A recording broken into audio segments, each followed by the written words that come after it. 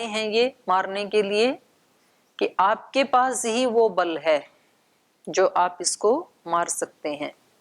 एनाम निहंतुम त्रिषु लोकेषु त्वामृते रघुनंदना न कश्चित उत्सहते। पुमान, कोई भी व्यक्ति, कोई भी पुरुष इसको मार नहीं सकता आपके अलावा। तो इसलिए आप यदि दया दिखाएंगे तो ये कभी मरेगी नहीं फिर, और मरना तो जरूरी है सबको, तो इसलिए आप इसको मार दीजिए।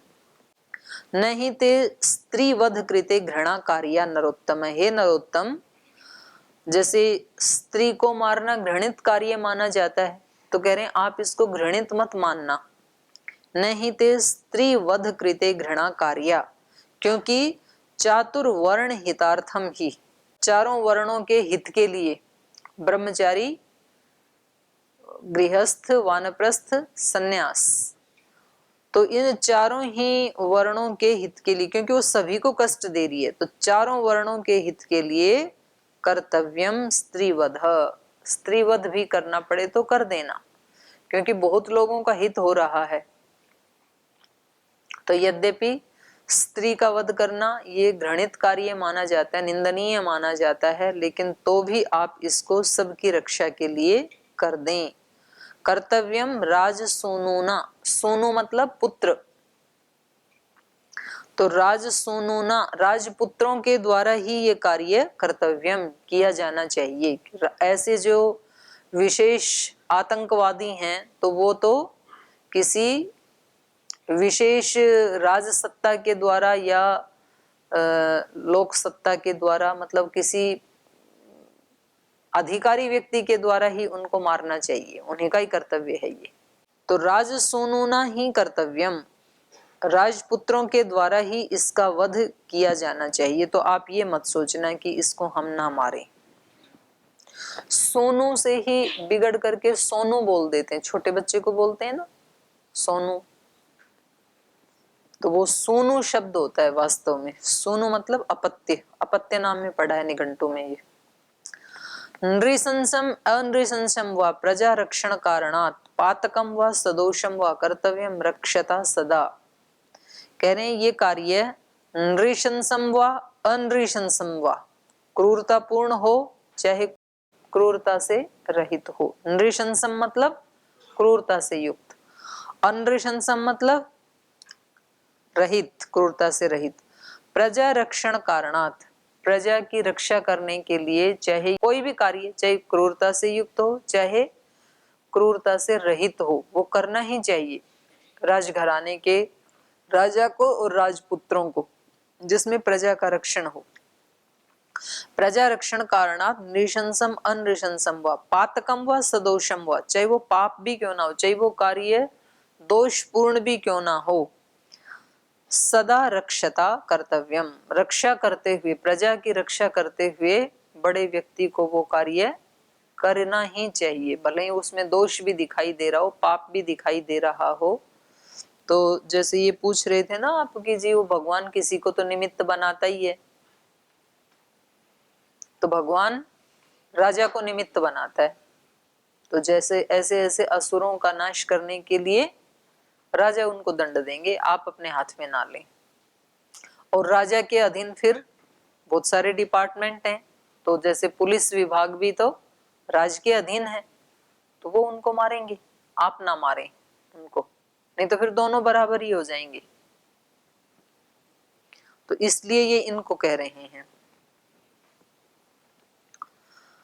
राज्य भार नियुक्तानाम एष धर्मः सनातन अधर्म्याम जहि काकुत्स्थ धर्मो ह्यस्यां न विद्यते श्रूयते हि पुरा शक्रो विरोचन सुतां नृप पृथिवीं हन्तुमिच्छन्तीं मंथरामभ्यसूदयत् विष्णुना च पुरा रामा भृगुपत्नी पतिव्रता अनिन्द्रं लोकमिच्छन्ति काव्यमाता निषूदिता एतैश्चान्यैश्च बहुभिः राजपुत्रैर्महात्मभिः अधर्म सहिता नार्यो हतः पुरुषसत्तमैः तस्मादेनां घृणां त्यक्त्वा जहि मच्छासनान् नृप।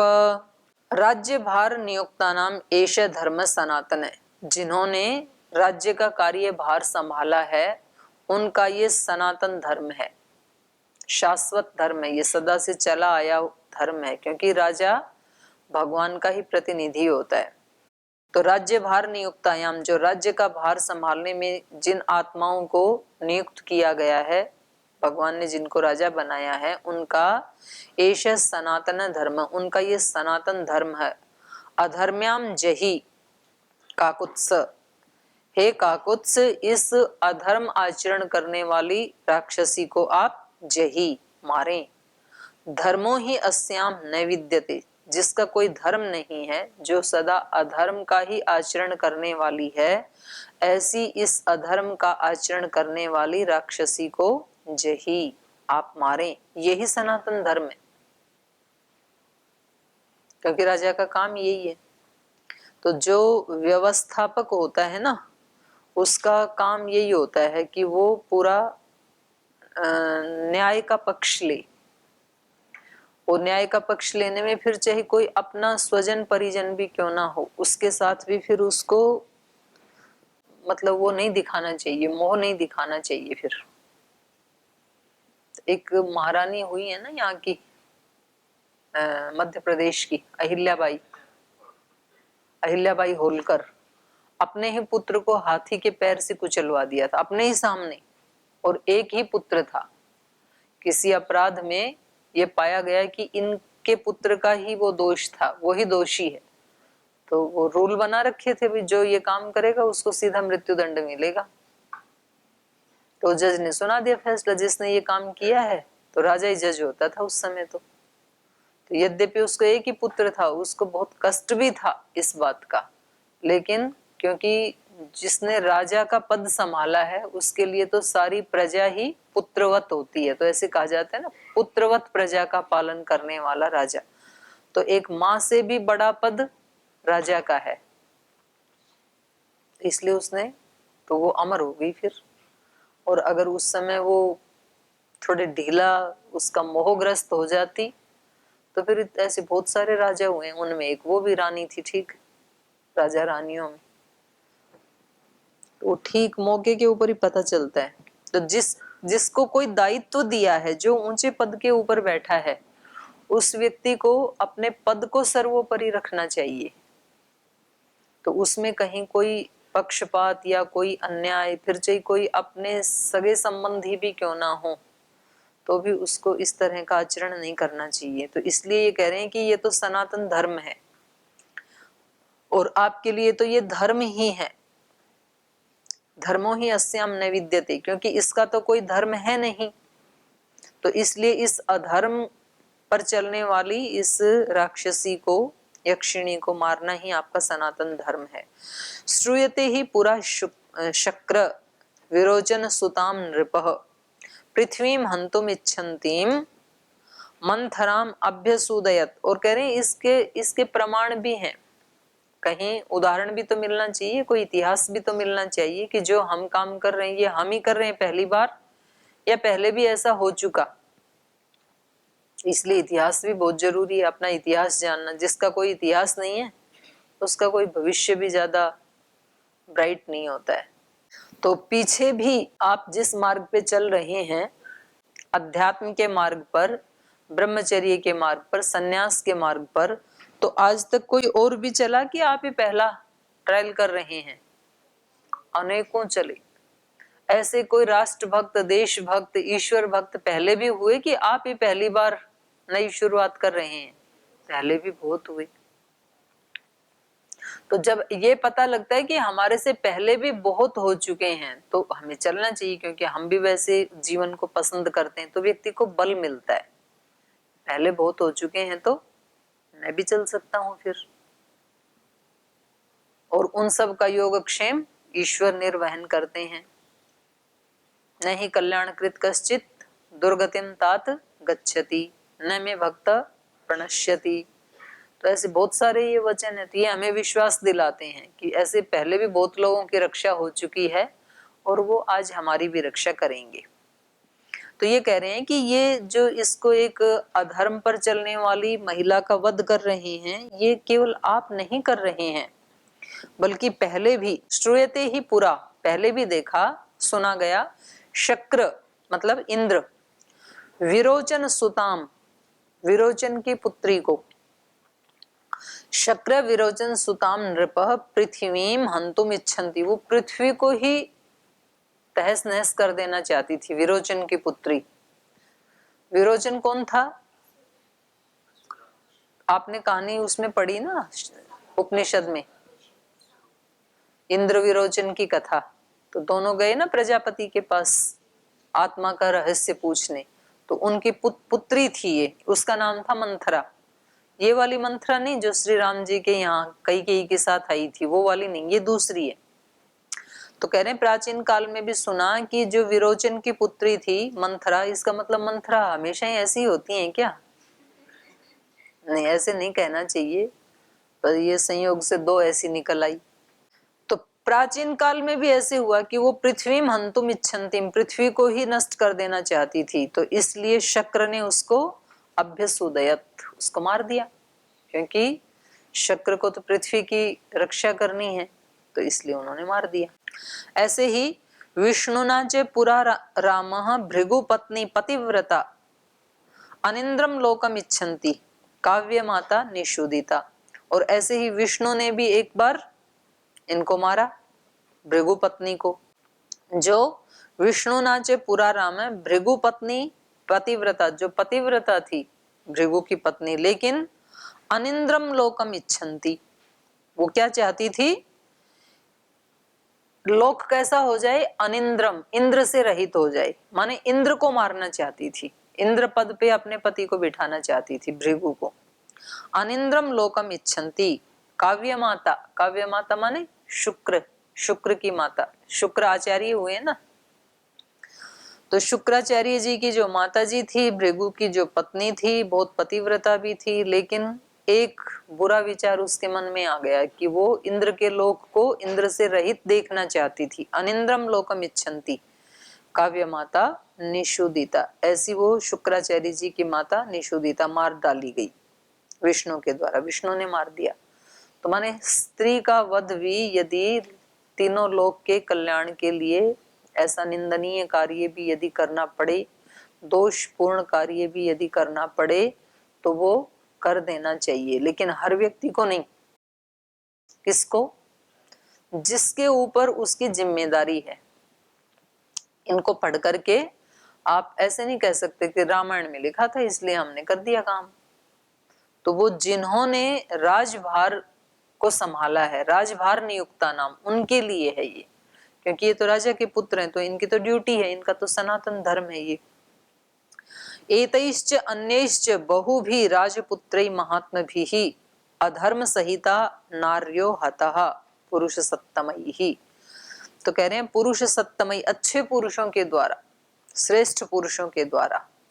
एतैश्च अन्यैश्च, ये उदाहरण जो मैंने आपको दिया ये भी मारी गई, और अन्यैश्च और भी ऐसे बहुत हैं, अन्यैश्च बहुभिः, अन्य भी ऐसी कई घटनाएं हैं जो राजपुत्रई महात्मभिः पुरुष सत्तमैः नार्यो हतः, ऐसे बहुत सारे श्रेष्ठ पुरुषों के द्वारा, जो राजपुत्र महान थे या महात्मा थे, उनके द्वारा अधर्म सहिता नार्यो हता, अधर्म से युक्त जो नारियां थी वो मारी गई।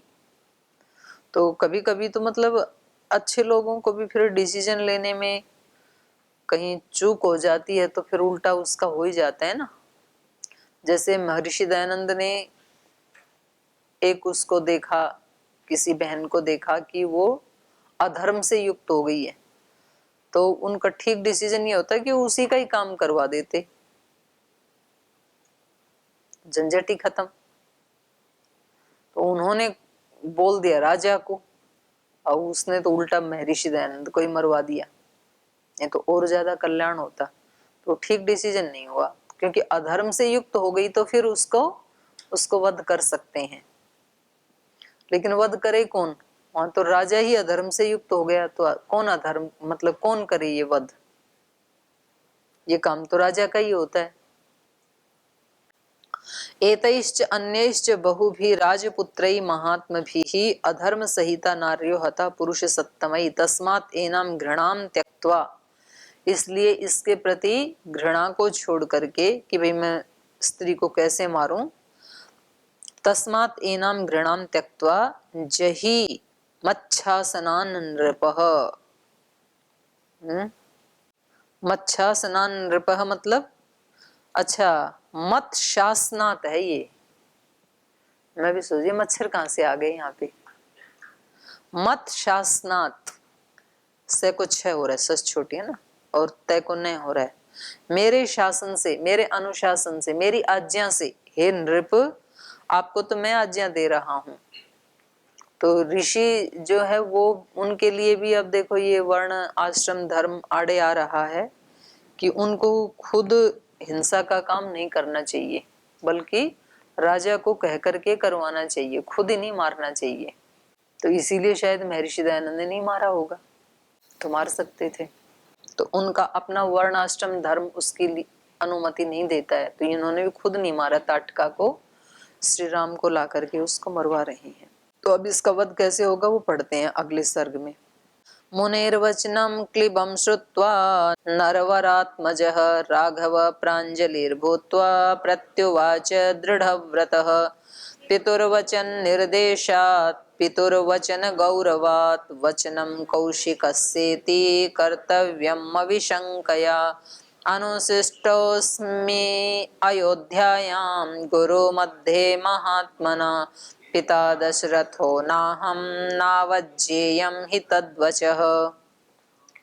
मुनेर्वचनम् अक्लिबं श्रुत्वा नववरात्मजः, नरवरात्मजः नरों में श्रेष्ठ अर्थात राजा, उनके पुत्र अर्थात श्री राम ने मुनेः अक्लिबं वचनं श्रुत्वा, मुनि के उत्साह से युक्त वचनों को सुन करके, क्लिबम मतलब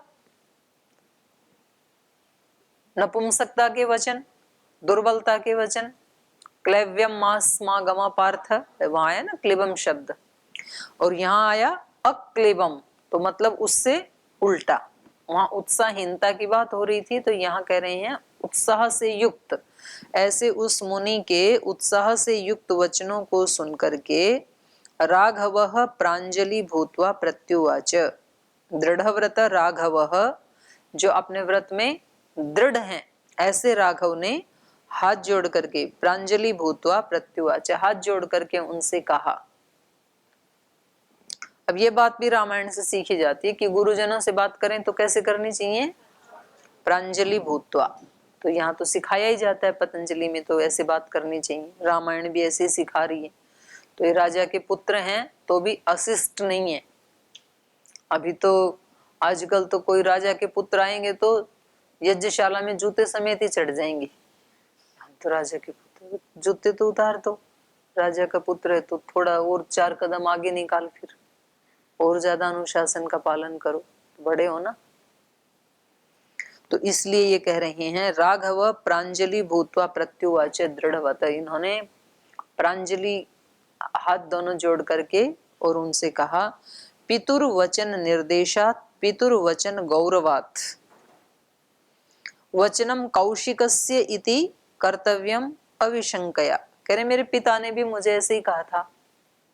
तो पिता के वचन के निर्देशानुसार, पितुर्वचन गौरवात् और अपने पिता के वचनों को गौरव देते हुए उन, और कौशिकस्य वचनम और साथ ही ये आप कौशिक का भी, विश्वामित्र का भी ये वचन है, तो इसलिए इसको करने में मुझे कोई शंका नहीं है, मैं इसको करने के लिए तैयार हूं। तो पिता का वचन क्या था वो अगले श्लोक में बता रहे हैं। अनुशिष्टो अस्मि अयोध्यायाम गुरु मध्ये महात्मना, आप सब गुरुजनों के बीच में ही महात्मना मेरे महात्मा पिता के द्वारा, अनुशिष्टो अहम मैं पढ़ाया जा चुका हूँ, मैं सिखाया जा चुका हूँ। उन्होंने मेरे को ये बात आप सबके बीच में ही कह दी थी। अयोध्यायाम अयोध्या में जब आप गए थे तो गुरु मध्य गुरुओं के बीच में ही महात्मना पित्रा महात्मा पिता के द्वारा महात्मना पित्रा दशरथेन, महात्मा पिता दशरथ के द्वारा अहम अनुशिष्टो अस्मि, मैं शिक्षित किया जा चुका हूँ। उन्होंने मुझे बताया था, क्या बताया, न अवज्ञेयम ही तद्वचः, कि आपको इनके साथ भेज रहे हैं, इनके वचनों की अवज्ञा मत करना, जैसा ये कहें वैसे ही करना। तो ऐसे तो सभी माता पिता गुरुकुल में छोड़ते समय बोलते ही है ना, गुरुकुल में जा रहे हो ना बेटा, तो वहां जो गुरुजन हैं उनकी अवज्ञा मत करना, उनकी आज्ञा का पालन करना। लेकिन ये राम जी को तो याद रहता है, बाकी को याद नहीं रहता है। तो वो समय समय पे अवज्ञा भी कर देते हैं, समय समय पे आज्ञा पालन भी करते हैं, दोनों काम कर लेते हैं।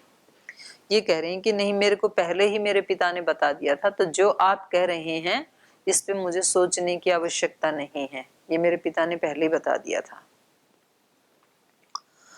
सोहम पितुर्वचः श्रुत्वा शासनात् ब्रह्मवादिना करिष्यामि न संदेहस्ताटका वधमुत्तमम् गो ब्राह्मण हितार्थाय देशस्य च हिताय च तव चैवाप्रमेयस्य वचनं कर्तुमुद्यतः एवम् उक्त्वा धनुर्मध्ये बद्ध्वा मुष्टिम् अरिन्दमः जयाघोषम् अकरोत् तीव्रं दिशः शब्देन नादयन् तेन शब्देन वित्रस्तात् ताटका वनवासिनः ताटका च ससंक्रुद्धा तेन शब्देन मोहिता तं शब्दम् अभिनिध्याय राक्षसी क्रोधमूर्छिता श्रुत्वा चाभ्यद्रवत् क्रुद्धा यत्र शब्दो विनिसृतः ताम दृष्ट्वा राघवः क्रुद्धां विकृतां विकृताननां प्रमाणेन ते वृद्धां च लक्ष्मणं सोऽभ्यभाषत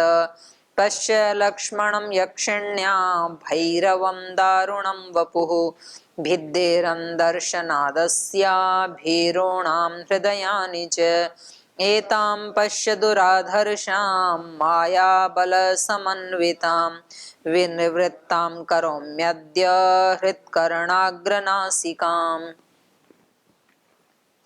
सो अहम पितुर्वचः श्रुत्वा, तो जब पिताजी ने वहां सबके बीच में, गुरुजनों के बीच में बताया था कि इनकी आज्ञा का पालन करना, तो मैं पितुः वचः श्रुत्वा, पिता के वचनों को सुन करके, और ब्रह्मवादी न शासनात्, आप ब्रह्मवादी के अनुशासन से, आपके निर्देश से, करिष्यामि ताटका वधम, ताटका का वध मैं करूंगा, न संदेह है, इसमें मुझे कोई संदेह नहीं है, करूं कि ना करूं, स्त्री को मारूं कि ना मारूं। पिता ने भी कहा था, तो पिता के वचनों का गौरव रखते हुए, पिता के वचनों की आज्ञा का पालन करते हुए, अनुशासन में रहते हुए, मैं इस अनुत्तम कार्य को, माने इससे उत्तम कार्य और कोई नहीं हो सकता है, कि जो अधर्म पे चलने वाला है, जो बहुत लोगों को कष्ट देने वाला है, और उसका नाश करने के लिए भगवान हमारे को निमित्त बनाए, तो ये तो बहुत उत्तम कार्य है राजा के लिए, तो इसको मैं करूंगा। गो ब्राह्मण हितार्थाय देशस्य च हिताय च, तो ये देश के हित के लिए और गो ब्राह्मण के हित के लिए है ये कार्य, सब पशु जाति के हित के लिए भी है, सब मनुष्य जाति के हित के भी लिए है, और पूरे देश के हित के लिए है ये कार्य। तव च एव अप्रमेयस्य वचनम, और आप अप्रमेय का वचन भी है ये, अप्रमेय माने अपरिमित सामर्थ्य है जिसकी, तो ऐसे आप जैसे प्रभावशाली महात्मा का भी ये आदेश है, तो वचनम कर्तुम उद्यत, तो इस प्रकार इस वचन का पालन करने के लिए मैं बिल्कुल तैयार हूं, क्योंकि इसमें सबका हित ही हित छिपा हुआ है, सबका मंगल ही मंगल मुझे दिखाई दे रहा है। एवं उक्त्वा धनुर्मध्ये बद्ध्वा मुष्टिम अरिंदमः, तो ऐसा कह करके उसने अपने धनुष को मुट्ठी से ऐसे पकड़ा, मतलब तैयार हो गया, धनुष तान दिया उन्होंने। धनुर्मध्ये बद्ध्वा, धनुष को बीच में से पकड़ करके, मुष्टिम बद्ध्वा धनुर्मध्ये, मुट्ठी से, हाथ से धनुष को बीच में से पकड़ करके, जय घोषम अकरोत् तीव्रम, बहुत ऊंची आवाज में जय घोष किया, जैसे कोई बड़ा काम करते हैं तो बोलते हैं बोलो भारत माता की तो ऐसे उन्होंने जय घोष किया। दिशः शब्देन नादयन, तो वो जो शब्द किया धनुष से जय घोष का, उससे दिशाएं भी गूंजने लगी, दिशाओं को गुंजाते हुए उन्होंने ऐसा शब्द किया। तो शेष कल पढ़ेंगे, आज समय हो गया, यही पाठ को विराम देते हैं।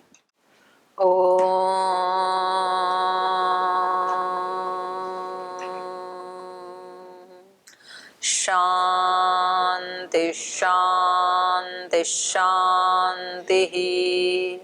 श्री गुरुभ्यो नमः। राम का गुणगान करिए, राम का गुणगान करिए, राम प्रभु की भद्रता का, सभ्यता का ध्यान धरिए, ध्यान धरिए, राम का गुणगान करिए, राम का गुणगान करिए।